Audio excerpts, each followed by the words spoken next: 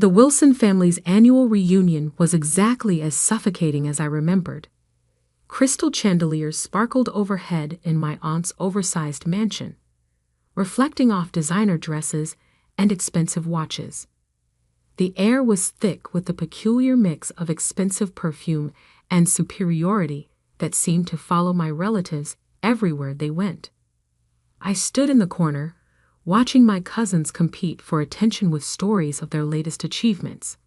My simple black dress, carefully chosen to help me blend into the background, felt like armor against their judgment. "Olivia," my Aunt Patricia's voice cut through the chatter. "I almost didn't see you there. Still working as a secretary, dear." I took a small sip of champagne, hiding my smile behind the glass. "Administrative assistant, actually." "Oh," she raised a perfectly manicured eyebrow. "Still at that little consulting firm? What was it called again?" "Summit Solutions," I replied quietly. My cousin Ethan, fresh from making partner at his father's law firm, couldn't resist joining in. "Come on, Liv. I could get you a real job. Something with actual career potential." I thought about the stack of contracts waiting for my signature back at my office. My real office, not the carefully maintained cover I showed the world. "I'm happy where I am, thanks." "Happy?" Aunt Patricia's laugh could have cut glass. "Darling, you're wasting your potential. Your cousins are all executives, partners, real business people, and you're still pushing paper for someone else. If only they knew that someone else was me." The story of how I built my empire in secret started 10 years ago, in this very house. I was fresh out of business school, armed with an MBA and a revolutionary idea for restructuring failing companies.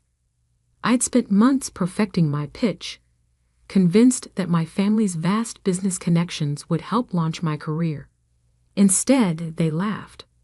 "Consulting?" Uncle Robert had scoffed. "Leave that to the big firms, girl. Join the family business.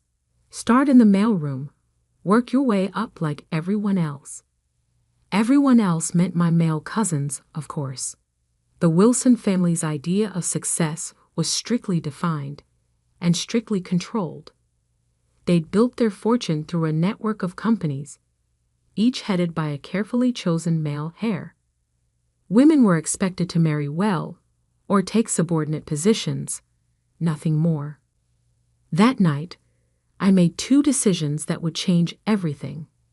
First, I would build my own company without their help or knowledge. Second, I would make them regret every dismissive word. Summit Solutions began in a tiny office above a Chinese restaurant. My savings covered the rent, barely. But I had something more valuable than money. I understood how companies worked, how they failed, and most importantly, how to fix them. My first client was a small manufacturing firm on the verge of bankruptcy. The owner had been turned down by every major consulting firm in the city. I spent 3 months restructuring their operations, streamlining processes, and negotiating with creditors. 6 months later, they were profitable again. Word spread quietly through business circles about the mysterious consulting firm that could save dying companies. I hired carefully, choosing people who shared my vision and my discretion. Every employee signed ironclad NDAs. My name never appeared on any public documents. I was simply the CEO. As Summit Solutions grew, I maintained my cover as a low-level employee.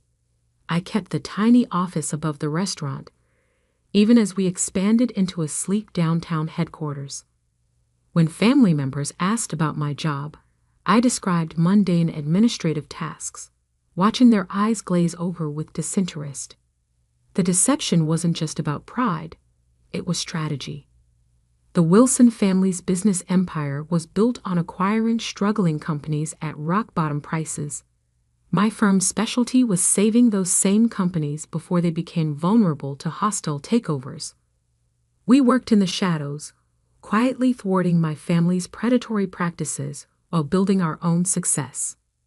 Now, 10 years later, Summit Solutions was one of the most influential consulting firms in the industry. We had offices in 12 cities, a client list that included Fortune 500 companies, and a reputation for turning failing businesses into success stories. And not one of my smirking relatives had any idea. More champagne, dear. Aunt Patricia's voice yanked me back to the present. Though perhaps you should stick to water. I imagine your salary doesn't leave much room for expensive tastes. I accepted the champagne with a practiced smile. Thank you, Aunt Patricia. How's Uncle Robert's new acquisition going? Williams Manufacturing, wasn't it? Her smile faltered slightly. There have been some complications. Nothing Robert can't handle, of course. What she didn't know was that those complications were my doing. Williams Manufacturing had been a target of my uncle's hostile takeover attempt. They'd reached out to Summit Solutions 3 months ago, desperate for help. Now they were implementing our restructuring plan, their stock price was rising, and Uncle Robert's attempt to seize control was falling apart. I heard they hired some consulting firm, my cousin Ethan added. Probably throwing good money after bad. Those consultants are all the same. Big promises, no results. I hid another smile. Summit Solutions' fee for saving Williams Manufacturing was more than Ethan would make in 5 years at his father's firm. Oh, which firm? Summit something, he waved dismissively. Nobody important. Dad says their CEO won't even show their face. Probably some trust fund kid playing at business. My phone buzzed in my clutch. A message from my actual assistant. Emergency meeting tomorrow, 9 a.m. Wilson Ventures representatives requesting merger discussion Williams Manufacturing. Urgent response needed. I scanned the message twice, realization dawning. They were finally admitting defeat with Williams Manufacturing. After failing to acquire the company, they were now seeking a merger, which would require approval from Williams' consulting firm. My firm. Tomorrow morning, my family would walk into a meeting expecting to strong-arm their way into a merger. Instead, they would find themselves facing the secretary they dismissed for the past decade. Except I wouldn't be bringing coffee. I would be sitting at the head of the table. Everything all right, dear? Aunt Patricia asked, noticing my expression. I finished my champagne and gave her my brightest smile. Perfect, actually. I should head home. Early meeting tomorrow. Oh? Taking notes for someone important? Something like that. I replied, already planning what I would wear. Something exactly like that. The next morning, I stood in my private elevator, ascending to Summit Solutions' executive floor. Gone was the simple black dress from last night's reunion. Today, I wore a tailored channel suit in deep navy, a power color for a power move. My assistant, Maya, waited at the elevator doors with a tablet and knowing smile. The Wilson Ventures team arrived early, she reported as we walked. Your uncle seems particularly anxious to meet Summit's CEO. I'm sure he is. I checked my reflection in a glass wall. Perfect. Are they in the main conference room? Yes, along with Mr. Harrison from Williams Manufacturing. Maya's eyes sparkled with anticipation. Your cousin Ethan is there too. Apparently, he insisted on handling the legal aspects personally. I smiled, remembering Ethan's condescending offer of a real job just yesterday. Who else from the family? Your Aunt Patricia came as moral support, though she's not officially part of the meeting. And your cousin James, he's representing Wilson Ventures' finance department. A perfect audience. I checked my watch. 8:57 a.m. Had they been served coffee? Your aunt complained that there was no one to serve it. Maya's grin widened. I told them the administrative assistant would be in shortly. I almost laughed. For 10 years, I'd played the role of invisible support staff whenever family members visited the office. They never looked closely at the quiet woman who brought their coffee or took their coats. It had been the perfect cover. "Give me 2 minutes," I said, "then bring in the contracts." I could hear voices through the conference room's heavy doors, my uncle's authoritative tone, Aunt Patricia's sharp laugh, Ethan's smug commentary.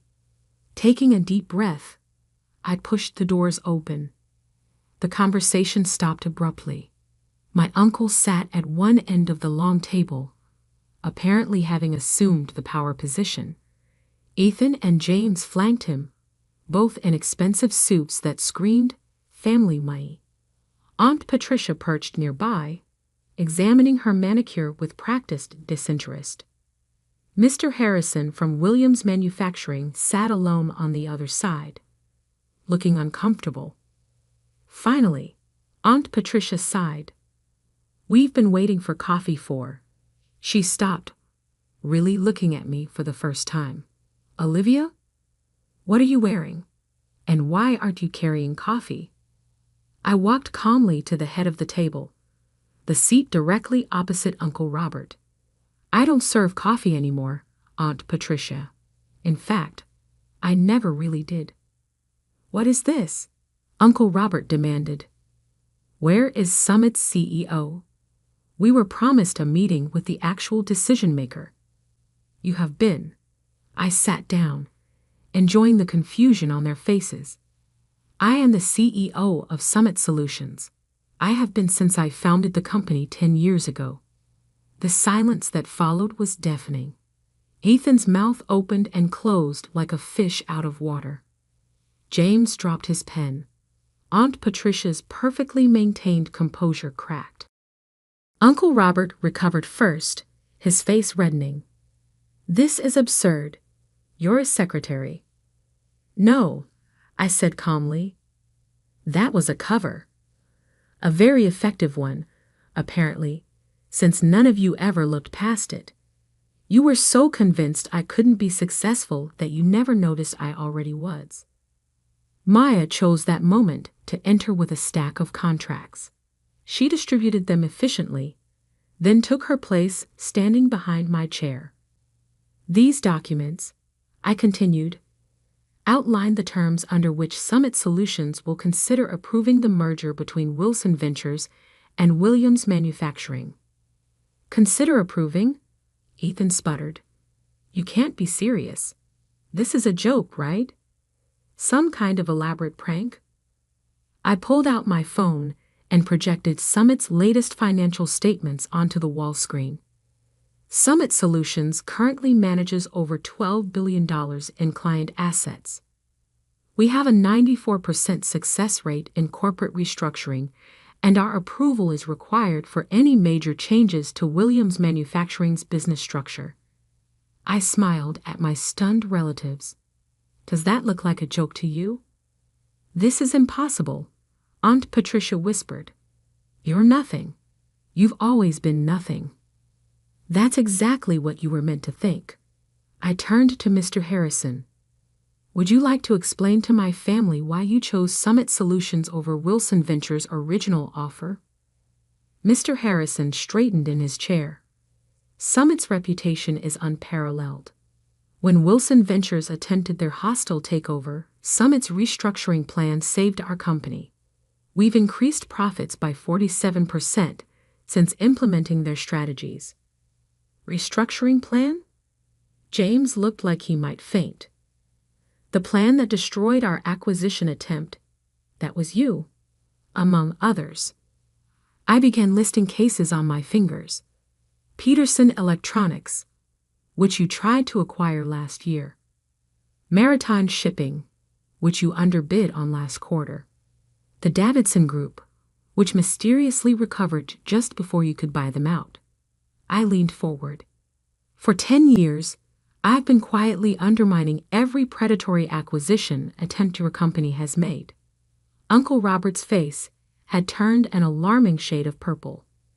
You deliberately sabotaged family business. No, I corrected. I built my own business, one that helps companies survive instead of devouring them for parts. The fact that it interfered with your plans was just karmic bonus. This is ridiculous, Ethan declared, standing up. I'm calling our lawyers. Sit down, Ethan. My voice carried an authority that made him freeze. You really should read those contracts in front of you, the ones your firm spent months trying to secure for this meeting. I watched realization dawn on his face. That's right. Your law firm's biggest client this year. That was me too. Maya stepped forward with another document. This is a summary of Summit's current market position and liquid assets. You'll note that we're now in a position to acquire controlling interest in Wilson Ventures if we choose. The room erupted in chaos.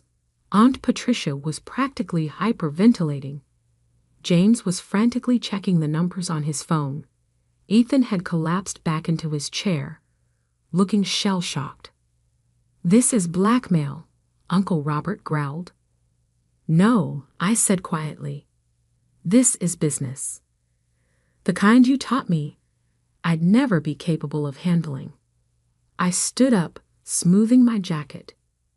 You have until 5 p.m. today to review the merger terms. They're very generous, considering our position. If you decline, Summit Solutions will begin purchasing Wilson Ventures stock on the open market tomorrow morning. I headed for the door, then paused. Oh, and Aunt Patricia, that champagne you so graciously offered me last night. I own the vineyard that produces it. Bought it last year. The coffee you were so desperate for this morning. That chain too. I smiled sweetly. Turns out my salary does leave room for expensive tastes after all. The door closed behind me on their stunned faces. In my private office, I finally allowed myself a moment to process what had just happened. 10 years of careful deception, of playing the invisible underachiever, had led to this moment. Maya appeared with a real cup of coffee, my favorite blend from my own coffee chain. Was it worth the wait? I thought about all the times I'd served coffee in this very office, watching my family dismiss me, underestimate me, write me off as nothing more than a secretary. Every single second. My phone buzzed.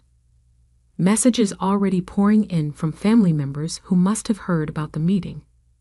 I silenced it without looking. They'd have plenty of time to process their new reality. Right now, I had an empire to run. And for the first time in 10 years, I could finally do it without hiding who I really was. The next 48 hours were exactly what you'd expect when a family built on power and appearances suddenly discovers they're not at the top of the food chain anymore. The messages started pouring in almost immediately after the meeting. Aunt Patricia, darling, let's discuss this over lunch. You always were my favorite niece. Ethan, come on, Liv. We were just joking around. Family should stick together. James, you can't do this to us. We're blood. I ignored them all, focusing instead on the rapid-fire emails from Wilson Ventures board members. They weren't stupid. They could see which way the wind was blowing. By noon, they had scheduled an emergency board meeting. By 3, they had voted to accept Summit's merger terms. Uncle Robert, predictably, didn't go quietly. You've betrayed this family. His voice echoed through my office as he barged in unannounced. Maya moved to intervene, but I waved her off. Let him have his moment. Actually, I said, not looking up from my computer, I'd say I learned from this family. Isn't this exactly what you taught us? Seize power, eliminate competition, Never show weakness. We gave you everything. That made me laugh. You gave me nothing. Less than nothing. You taught me that I would never be good enough. That my only value was in supporting the men in the family. So I'd built something better. By deceiving everyone for a decade, I finally looked up at him. By letting you deceive yourselves, you saw exactly what you expected to see. A quiet, unambitious woman who knew her place. That was your mistake, not mine. The fight seemed to drain out of him suddenly. He sank into one of my visitor chairs, looking older than I'd ever seen him. Why reveal yourself now? You could have continued operating in secret. Because it was time. I closed my laptop. Williams Manufacturing isn't the only company you're trying to acquire. There's Thompson Electronics, Maritime Solutions, at least 3 others. Companies with good people, solid products, that just need help restructuring.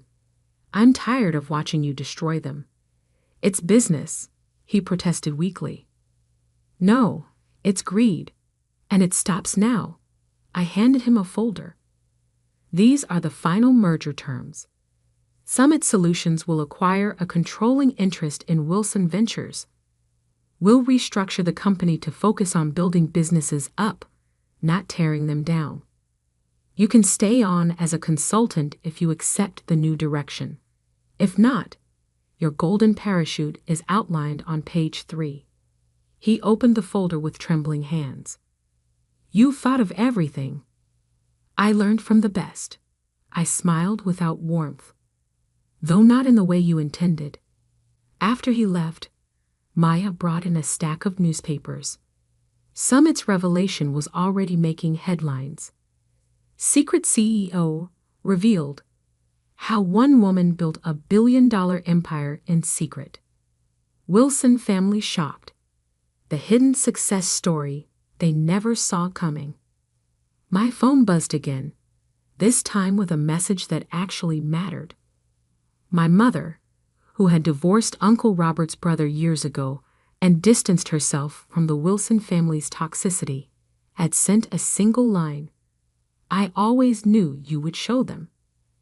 The next few weeks were a whirlwind of changes. Wilson Ventures board enthusiastically embraced Summit's new direction. Their stock price jumped 40% on the announcement of the merger. Companies that had feared the Wilson name now sought partnerships. The press couldn't get enough of the story. Aunt Patricia tried to spin it as a heartwarming family success story. We always knew Olivia had potential, she told one reporter. This just proves that the Wilson spirit of entrepreneurship runs in the blood. I responded by releasing archived video of last year's family reunion, where she had spent 20 minutes explaining to everyone why I would never amount to anything. The footage went viral. She stopped giving interviews after that. Ethan attempted damage control in his own way, claiming he had been in on it all along. Unfortunately for him, too many people had witnessed his shocked face in that conference room. His law firm's other clients began questioning his judgment. Within a month, he was quietly asked to take a leave of absence. James adapted the fastest, approaching me with a business proposal just 2 weeks after the revelation. We could dominate the market together, he suggested over an awkward lunch. The Wilson Summit Alliance would be unstoppable. That's not what Summit Solutions is about, I told him. We don't dominate, we elevate. The real changes came in the quieter moments. The young intern who tearfully thanked me for showing her that success didn't require compromising her principles. The female executives who started reaching out, sharing their own stories of being underestimated. The business schools that invited me to speak about building ethical success in a cutthroat world. 3 months after the revelation, I stood on a stage accepting the Business Innovation Award. Looking out at the audience, I saw my mother sitting in the front row, beaming with pride. Behind her sat several of my former administrative assistants, all women who had helped maintain my cover while building their own careers within Summit. Success isn't about who has the most power, I told the crowd. It's about how you use the power you have. For 10 years, I played a role that made powerful people underestimate me. I could have revealed myself sooner, but I chose to wait until Summit Solutions was strong enough to create real change. The applause was thunderous, but the real satisfaction came later that evening. I was working late in my office when Maya brought in an interesting piece of news. Uncle Robert had just announced his retirement. His resignation letter included an unexpected paragraph.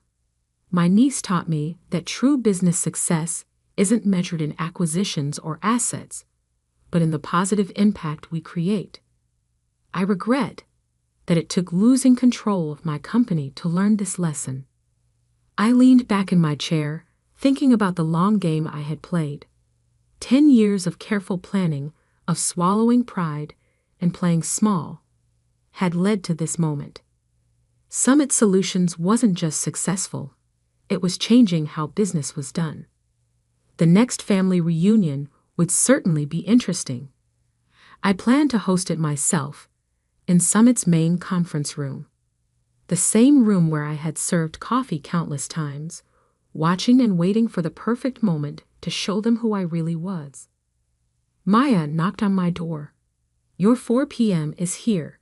The CEO of Thomson Electronics, the company your uncle was trying to acquire." I smiled. "Show them in. And Maya? Bring coffee for everyone. The good stuff from our chain." As I stood to greet my visitors, I caught my reflection in the window. No more hiding, no more playing small.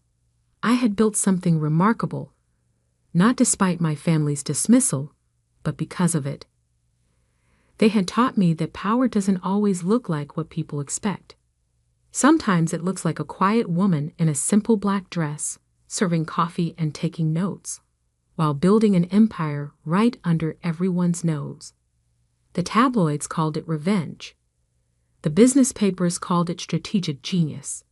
But for me, it was simply justice, served one corporate takeover at a time, with a side of perfectly brewed coffee. And somewhere, in a small office above a Chinese restaurant, my original desk still sits. I keep it as a reminder that success doesn't always wear designer labels or demand attention. Sometimes it works quietly, patiently, building something extraordinary while the world looks the other way. That's the real secret to success, not the power you show, but the power you build when no one's watching.